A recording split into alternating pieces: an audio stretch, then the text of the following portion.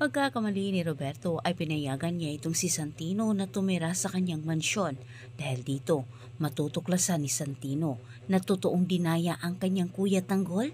Samantala, unang pagtungtong ni Santino sa mansyon, hindi maganda ang unang trato ni Miguelito sa kanya. Subalit sa pangyayaring iyon, ang siyang nagtulak kay Santino para pagtangkaan ang buhay ng kanyang tiyuhin. Si Santino na ang magbigay hatol dito kay Miguelito at sa kanyang gagawin sigurado umano siya na makaganti na umano siya at mabigyan na niya ng hustisya ang nangyari sa kanyang kuya David. Subalit habang pinagmasdan naman ni Santino ang kanyang tiyuhin ay hindi naman ito tinuloy ni Miguelito sapagkat bigla namang dumating ang kanyang kanang kamay.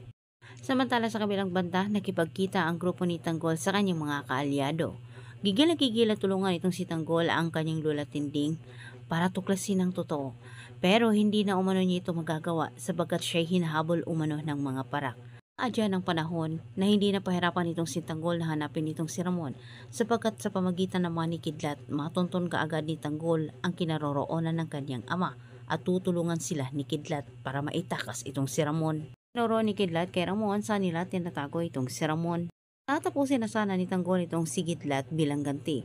Ngunit nakiusap naman ito sa kanya na huwag umano siyang diduin sapagkat silang dalawa ni Santino ay magkaibigan at minsan na umano niyang tinulungan itong si Santino para makatakas umano sa pagtangka umano ni Lucio sa buhay ni Santino. Kahit itong si Tanggol bilang pagtanaw ng malaking utang na loob dito kay Kidlat ay nagbago ang ihip ng hangin.